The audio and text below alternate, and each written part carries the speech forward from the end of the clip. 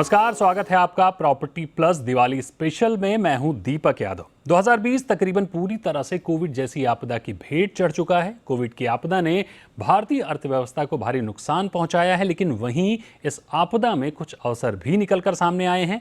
सबसे बड़ा उदाहरण हाउसिंग सेक्टर में ही देखने को मिला है। घरों की बिक्री घटी है तो बड़े स्तर पर प्राइस करेक्शन भी हुआ है। ब्याज दरें न्यूनतम स्तर पर आ गई हैं। फेस्टिव सीजन है, लिहाजा बिल्डरों पर बिक्री का दबाव है। ऐसे में प्रॉपर्टी मार्केट में तमाम ऑफर्स भी हैं। जानकारों की माने तो ये वक्त घर खरीदारी के लिहाज से सबसे ज्यादा अनुकूल है, लेकिन पिछले अनुभवों को देखते हुए सावधानियां सबसे जरूरी हैं। तो आज दिवाली स्पेशल में हम बात करने वाले हैं प्रॉपर्टी मार्केट की संभावनाओं पर, ताकि आपके निवेश को सटीक दिशा मिले, साथ ही सावधानियों पर ताकि आपका निवेश सुरक्षित रहे। हमारे साथ रियल एस्टेट इंडस्ट्री से खास मेहमान भी जुड़े हैं।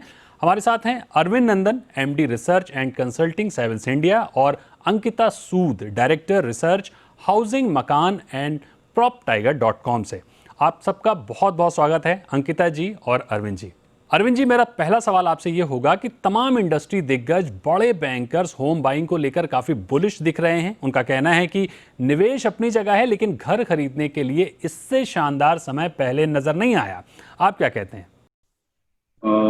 दीपक जी, सबसे पहले तो आने वाले त्यौहार की और फेस्टिव सीजन की बहुत बधाइयां आपको और सभी दर्शकों को। और जहां तक आपका प्रश्न है, देखिए, इसमें मेरा ख्याल है इसमें दोनों बातें सही हैं। एक तो ये बिल्कुल सत्य है कि इससे बढ़िया समय शायद नहीं आएगा, या हमने अभी पिछले कुछ समय से नहीं देखा इतना अच्छा अवसर। चूंकि इस समय दाम काफी गिरे हुए हैं, सप्लाई साइड जो है वो इस समय काफी ज्यादा नेगोशिएट करने को तैयार है, और लोगों की तमाम रिक्वेस्ट को मानने को तैयार है।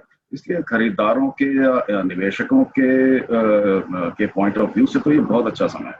लेकिन साथ में इसमें कुछ मुश्किलें भी हैं जिन पर हम बाद में चर्चा कर सकते हैं। मुश्किलें खासकर इस बात से आती हैं कि इस समय आर्थिक स्थिति लोगों की कुछ डांवाडोल सी हुई है, और उस वजह से कई दफे अवसर अच्छा होते हुए भी लोग उसका पूरा लाभ नहीं उठा पाते। तो इसलिए मैंने कहा इसमें दोनों पहलू हैं। एक तो यह है कि अवसर बहुत अच्छा है, अगर आप तैयार हैं, अगर आपके पास साधन संसाधन है तो ये बहुत अच्छा अवसर है। लेकिन साथ ही इस बात का भी ध्यान देना होगा कि कई लोगों की आर्थिक स्थिति इस समय कुछ अनिश्चित सी हो चुकी होगी, जिसकी वजह से मार्केट में जो उम्मीद है उसके अनुरूप एक्टिविटी ना भी दिखाई दे, ये संभावना भी बनती है। कोविड ने रियल एस्टेट को धराशायी कर दिया है। अगस्त से पहले कुछ भी कहना मुश्किल हो रहा था, लेकिन सितंबर और अक्टूबर में बिक्री के आंकड़ों ने चौंका दिया है। ये जो बिक्री देखने को मिली है, इसे कैसे देखते हैं आप? क्या कोई खास सेगमेंट में बिक्री बढ़ी है, या स्पेसिफिक रीजन में बिक्री बढ़ी है, या फिर ओवरऑल रियल एस्टेट में बेहतरी के संकेत नजर आ रहे हैं? तो मैं अरविंद जी की बात से एकदम इत्तेफाक रखती हूँ कि ये इससे बेहतर समय नहीं हो सकता घर खरीदने के लिए। और जो आप बात कर रहे हैं कि पिछले क्वार्टर में बहुत ही ज्यादा उछाल दिखा है नंबर्स में, तो उसको हम एक तरह से पेंट अप डिमांड भी एस्क्राइब कर सकते हैं। लॉकडाउन आने के बाद सब कुछ एकदम बंद हो गया था, तो बायर्स निकल के मार्केट में आए और फर्स्ट और सेकंड क्वार्टर में जो स्लो डाउन था उसको रिवाइव किया। तो सेगमेंट की बात करें तो 45 to 75 लाख के सेगमेंट में कंसिडरेबल मूवमेंट और ट्रैक्शन दिखा है पिछले क्वार्टर में। और हम देख रहे हैं कि आगे जाते ही जो हमारा अभी थर्ड क्वार्टर कंक्लूड हुआ है, फोर्थ क्वार्टर में भी इसी मोमेंटम को कंटिन्यू देखा जा सकता है। अरविंद जी, निवेश के लिहाज से रियल एस्टेट में फोकस कम है। कोविड ने लोगों में गोल्ड या दूसरी कमोडिटीज समेत शेयर मार्केट पर भी इंटरेस्ट बढ़ाया है। उन लोगों को क्या करना चाहिए जो रियल एस्टेट में निवेश करना चाह रहे हैं? बहुत ही अच्छा और बहुत बृहद सवाल है दीपक जी। इस पर तो पूरा एक आप मेरा ख्याल है एपिसोड ही कर लें। लेकिन फिलहाल देखिए, तमाम तरह के एसेट क्लासेस हैं जो निवेशकों के सामने हमेशा रहते हैं। ये तय है कि जो रियल एस्टेट का निवेशक है उसके पास अभी तक मेरा ख्याल है पिछले 1 साल से पहले तक सिवाय रियल एस्टेट खरीदने के और कोई उपाय था नहीं, अगर इस एसेट क्लास में जाना है तो। और इसके अलावा दूसरे एसेट क्लास जैसे इक्विटीज हो गए या फिर गोल्ड हो गया या जैसे तमाम और एसेट क्लासेस हैं, वो सब अवेलेबल है। एक बदलाव जरूर आया पिछले 1-1.5 साल में, और वो है कि रियल एस्टेट में एक डेरिवेटिव जो है वो भी अब उपलब्ध है लोगों के लिए, और वो है रीट। हालांकि सिर्फ एक ही रीट था अभी जुलाई से पहले तक, और उसके बाद अब 2 रीट हो गए हैं, और इसके अलावा कुछ एक और भी आने वाले हैं। तो जो रियल एस्टेट से इनकम कमाना चाहते हैं, मैं सिर्फ निवेशकों की बात कर रहा हूँ दीपक जी, जो रियल एस्टेट में पैसा लगाकर उससे इनकम कमाना चाहते हैं, तो उनके लिए एक सीधा सरल उपाय तो है ही कि वो रियल एस्टेट खरीदें और उसकी विवेचना करें। लेकिन अगर वो इस रीट नाम के एसेट क्लास को भी देखना चाहें, तो इसमें संभावनाएं बहुत बढ़ जाती हैं, और ये अपने आप में एक बहुत बृहद सब्जेक्ट है। रीट इस समय सिर्फ और सिर्फ कमर्शियल प्रॉपर्टीज में इन्वेस्ट कर सकते हैं, और कमर्शियल प्रॉपर्टीज से जो रिटर्न आते हैं उसका लाभ उन्हें मिलता है। तो रीट है और हार्ड एसेट है, यानी कि रियल एस्टेट है। रियल एस्टेट में आप चाहें तो रेजिडेंशियल प्रॉपर्टी में इन्वेस्ट कर सकते हैं, जिसके लिए जैसे अंकिता ने कुछ हमें कुछ इंडिकेशंस दिए कि अभी इस समय बढ़ोतरी होने की संभावना है। कुछ खास मार्केट्स हैं जहां पर यह हो सकता है। इसके अलावा कई एसेट क्लास हैं, जैसे कि दुकानें हैं, यानी कि रिटेल है, ऑफिसेज हैं, रेजिडेंशियल हैं, सब पर अलग अलग चर्चाएं कर सकते हैं। तो रियल एस्टेट में जो इन्वेस्टर है उसके लिए सीधी सी सलाह ये है कि इस समय अगर आपको एक अच्छी प्रॉपर्टी मिलती है और आपके बजट में है, तो आप देर न करें। और अगर आप रियल एस्टेट से पैसा कमाना चाहते हैं लेकिन बहुत बड़ा खर्चा नहीं करना चाहते हैं, तो रीट आपके लिए उपलब्ध है। रीट पर भी जरूर ध्यान दें। अरविंद जी, निवेश की ही बात को आगे बढ़ाते हैं। पहले निवेश के लिए या तो कमर्शियल रियल एस्टेट था या फिर हाउसिंग सेक्टर था, लेकिन बीते कुछ साल में रीट, कोवर्किंग स्पेस, ARHC समेत तमाम जो ऑप्शन देखने को मिल रहे हैं। लेकिन अगर रीट को छोड़ दें तो शायद ज़्यादातर जो ऑप्शन हैं वो बड़ी पूंजी वालों के लिए हैं। मिड इनकम ग्रुप के लिए रियल एस्टेट में निवेश को लेकर किस तरह के विकल्प देखते हैं आप? जी बिल्कुल, आपने ARHC का नाम भी ले लिया, जो कि बहुत अच्छा रहा। ये भी एक आगे आने वाला बहुत अच्छा एसेट क्लास भारत में उपलब्ध हो जाएगा। तो क्यों ना मैं 1 मिनट उस पर ले लूं दीपक जी। जरूर देखिए ARHC, धन्यवाद। तो ARHC की गाइडलाइंस अभी जुलाई के अंत में आई थी, और काफी लंबे समय से इसका इंतजार था। बड़ा ही सीधा सा इसमें उपाय है। पहली बात तो यह है कि इसमें 2 मॉडल दिए गए हैं। मॉडल 1 में जो सरकारी खर्चे से बनाए हुए मकान हैं जो खाली पड़े हैं वो हैं, जो कि जनरली कहना चाहिए कि इकोनॉमिकली वीकर सेक्शन EWS के लिए या LIG के लिए बनाए हुए हैं। और दूसरा है जिसमें कि कोई प्राइवेट कंपनियां या पब्लिक सेक्टर कंपनियां अपनी जमीन पर बनाना चाहें। मॉडल 1 जो है वो बहुत अच्छा मॉडल हो सकता है रियल एस्टेट के इन्वेस्टर के लिए भविष्य में जाकर। अभी इस समय तुरंत तो उपलब्ध नहीं है। तो ARHC में चूंकि वो एक बने बनाए मकानों का जो एक कॉम्प्लेक्स है, उसको लेकर उन्हें रेंट करना और रेंट पर फिर इनकम कमाना, हमने इस पर काफी डिटेल में इसकी एनालिसिस की है, इसकी विवेचना की है। इसमें रिटर्न्स बहुत अच्छे हो सकते हैं एक इन्वेस्टर के लिए, और जो कमर्शियल रिटर्न हमारे देश में मिलते हैं उसके आसपास ये रिटर्न मिल सकते हैं। तो आने वाले समय में ARHC के थ्रू इन्वेस्टर्स के लिए एक नया इन्वेस्टमेंट का एवेन्यू होगा। लेकिन फिलहाल अगर इन्वेस्टमेंट करनी है तो मेरा ख्याल है इन्वेस्टर्स देखें उन प्रॉपर्टीज को जहां पर कि वो 70-80 लाख के बजट के अंदर इन्वेस्टमेंट कर सकें, और ये वो सेगमेंट है जिसमें कि आने वाले समय में काफी बढ़ोतरी होगी। हो सकता है आज अभी इसी वक्त वहां पर खरीदारी बहुत ज्यादा न हो रही हो, लेकिन आने वाले समय में चूंकि रियल एस्टेट एक लंबे होराइजन का इन्वेस्टमेंट होता है, इसमें बहुत ज्यादा लाभ हो सकता है। तो मेरा अपना ये मानना है कि 2 तरह की एसेट क्लासेस हैं रियल एस्टेट में, रेजिडेंशियल में खासकर। एक तो वो है जो कि हम इस समय सुपर प्रीमियम कहते हैं, जिसमें कि काफी अच्छी ट्रांजैक्शन चल रही हैं। ये 5 करोड़ 12 करोड़ की रेंज वाले इन्वेस्टमेंट्स हैं। लेकिन जो आम जनता के लिए, जो आम खरीदार के पॉइंट ऑफ व्यू से है, वो है 70-80 लाख का बजट, और वहां पर इस समय अगर आप डीलें करते हैं तो भविष्य में आपको काफी लाभ हो सकता है, ऐसा मेरा मानना है। अंकिता जी, फेस्टिव सीजन है, प्रॉपर्टी मार्केट में तमाम तरह के ऑफर्स हैं। ऐसे में बड़ा कंफ्यूजन हो जाता है। कोई प्रॉपर्टी दिखती सस्ती है, लेकिन जब उसकी बारीकी से जांच की जाए तो कहानी कुछ और ही निकलती है। पॉन्जी स्कीम्स का बाजार भी फेस्टिव सीजन में काफी गर्म रहता है। ऐसे में जो लोग अपनी जमा पूंजी घर खरीदारी में लगाने जा रहे हैं, उनको कैसी सावधानी बरतनी चाहिए? दीपक जी, बहुत ही बड़ा क्वेश्चन है। तो अगर हम नंबर्स को देखें तो फेस्टिव सीजन का जो क्रेज था वो धीरे धीरे वेन आउट होता दिख रहा है। अगर हम देखें तो 2013 ऑनवर्ड्स इतना उछाल नहीं है फेस्टिव सीजन के अराउंड। हाउएवर सेंटिमेंट्स इस टाइम हमेशा पॉजिटिव रहते हैं, और जो डिसीजन इस टाइम लिया जाता है वो आने वाले 2 महीने में भी स्पिल ओवर हो सकता है। रही बात फेस्टिव सीजन स्कीम्स की, तो देखिए इस टाइम डेवलपर्स के पास कुछ ज्यादा इनोवेटिव करने को अब रह नहीं गया है। आप गोल्ड दे देंगे, आप कार दे देंगे, और आपका ट्रैवल, फॉरेन ट्रैवल तो इस साल बिल्कुल भी नहीं है। तो स्कीम्स पे ध्यान ना दें, स्कीम्स को बहुत बारीकी से जांचें, क्योंकि हर स्कीम के पीछे एक कुछ ना कुछ, तो अगर आप देखें तो सितंबर में अगर प्राइसेस कंपेयर करें तो सितंबर का प्राइस एंड अक्टूबर के प्राइस में बहुत डिफरेंस रहेगा। सो दर्शकों से और बायर्स से यही गुजारिश है कि वो स्कीम्स के ऊपर ना जाएं, उन्हें बारीकी से देखें, क्योंकि कहीं ना कुछ हिडन कॉस्ट जरूर रहती है। लॉन्ग टर्म होराइजन के लिहाज से फ्यूचर के बड़े इंफ्रास्ट्रक्चर को देखते हुए, जैसे दिल्ली मुंबई कॉरिडोर है, 7 रूट की जो बुलेट ट्रेन की परियोजना है, और भी बड़े इंफ्रास्ट्रक्चर प्रोजेक्ट पाइपलाइन में हैं, ऐसे में रियल एस्टेट की फ्यूचर डेस्टिनेशन कहां देखते हैं और कैसी संभावनाएं देखते हैं? दीपक जी, आज आपके सवालों का इतना गहरा अर्थ है कि हर एक पर एक हम पूरी चर्चा कर सकते हैं। और ये सवाल भी मुझे बहुत पसंद रहा है हमेशा से। देखिए, हमारे देश में हाउसिंग की शॉर्टेज है, ये एक ओपन सीक्रेट है, इसे हर कोई जानता है। दूसरी जो हमारे देश में समस्या है वो है अर्बन सेंटर्स की। हमारे यहाँ अर्बन सेंटर्स बहुत सीमित हैं, कुल मिला के 7 या 8 बड़े अर्बन सेंटर्स हैं जिस देश की आबादी 130 करोड़ या उससे भी ऊपर।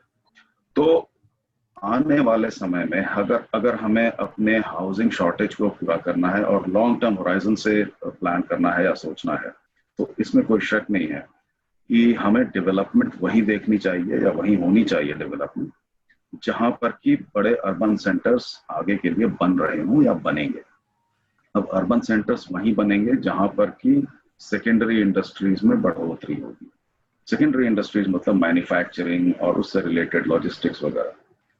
मैं समझता हूँ आने वाले समय में हमें ध्यान देना चाहिए उन क्षेत्रों पर या उन बेल्ट्स पर जहां पर इस तरह की डेवलपमेंट्स हो रही हैं, जहां पर लॉजिस्टिक्स आगे बढ़ रही है, जहां पर आगे सेकेंडरी सेक्टर में बढ़ोतरी होगी।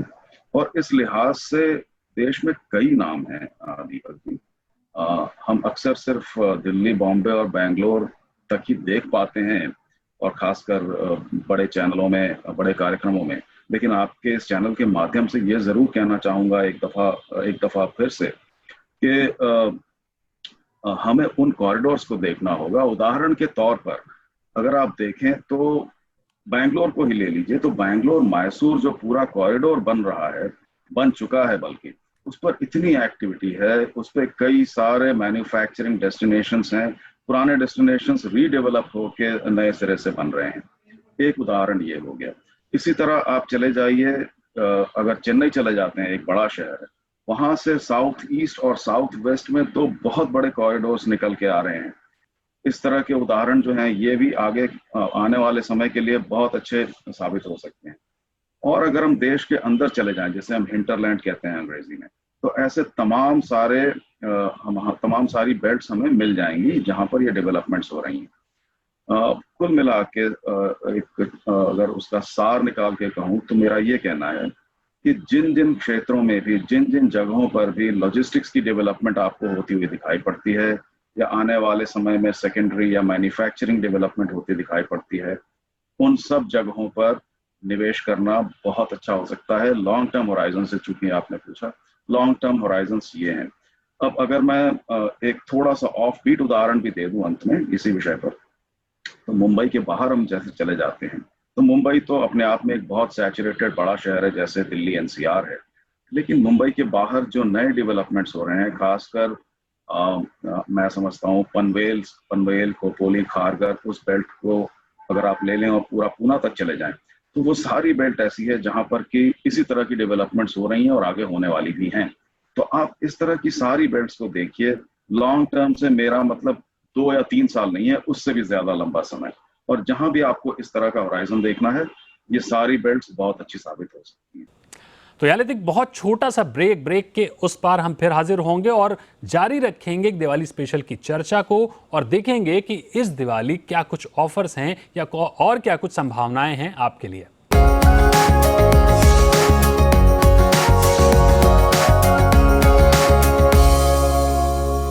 वेलकम बैक, आप देख रहे हैं प्रॉपर्टी प्लस और आज हम दिवाली स्पेशल में बात कर रहे हैं कि दिवाली के बाद किस तरह से दिवाली के साथ किस तरह से आपको प्रॉपर्टी सेक्टर में संभावनाएं नजर आ रही हैं और कहां-कहां सावधानियां बरतनी हैं ताकि आपका निवेश बेहतर और सुरक्षित रहे। तो चलिए चर्चा को आगे बढ़ाते हैं। अंकिता, नए ट्रेंड्स अपनाने के लिहाज से हम भारतीय काफ़ी आगे रहते हैं, जिसका काफ़ी बड़ा उदाहरण हाल ही में हमने वर्क फ्रॉम होम के तौर पर देखा।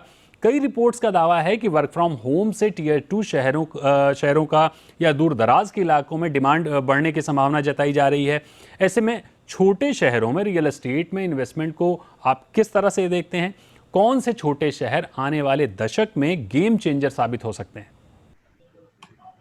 बहुत ही बढ़िया क्वेश्चन है। इस पे हमने एक रिपोर्ट की थी कुछ महीने पहले वर्क फ्रॉम होम कॉन्सेप्ट पे, जिसमें बहुत इंटरेस्टिंग चीज दिखी हमें हमारे वर्चुअल प्लेटफॉर्म पे कि टियर 2 और 3 सिटीज, सेकेंडरी टर्शरी सिटीज में से जो वर्चुअल डिमांड है, मतलब जो लोग घर बैठे बैठे घर ढूंढ रहे हैं ऑनलाइन, उसमें ट्रेमेंडस इंक्रीज देखा गया।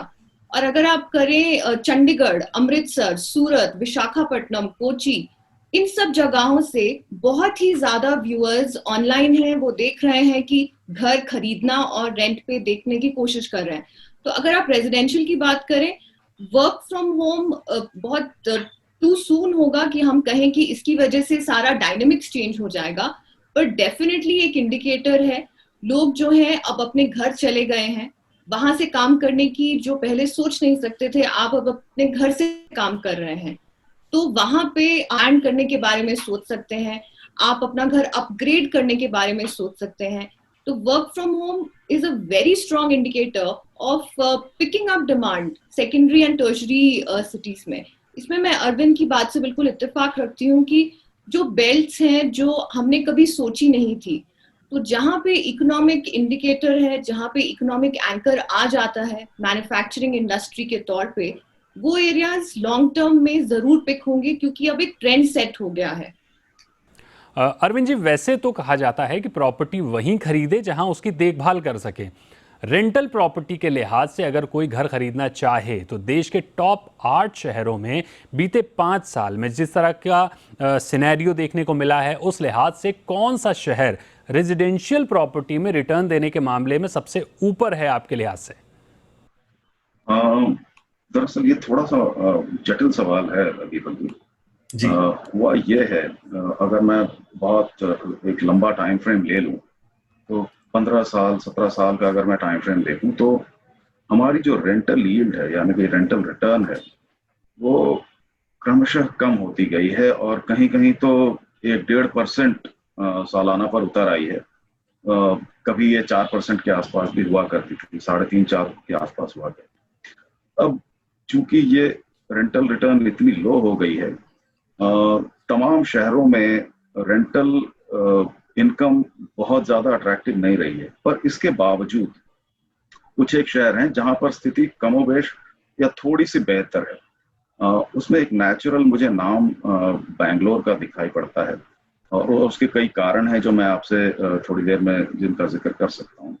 बैंगलोर उन शहरों में से है जहां पर रेंटल डिमांड बहुत बनी रहती है अक्सर, और उसका शायद प्रमुख कारण यह है कि देश भर की जो एक बहुत बड़ी यंग पॉपुलेशन है वो वहाँ जाती है एम्प्लॉयमेंट के लिए, और इस वजह से वहाँ पर रेंटल डिमांड बनी रहती है। तो अगर आप सिर्फ इस छोटे से बैंड के अंदर भी अगर आप देखना चाहें कि किसमें थोड़ा ज्यादा एडवांटेज है, तो बैंगलोर में कुछ हद तक वो एडवांटेज मिलता है।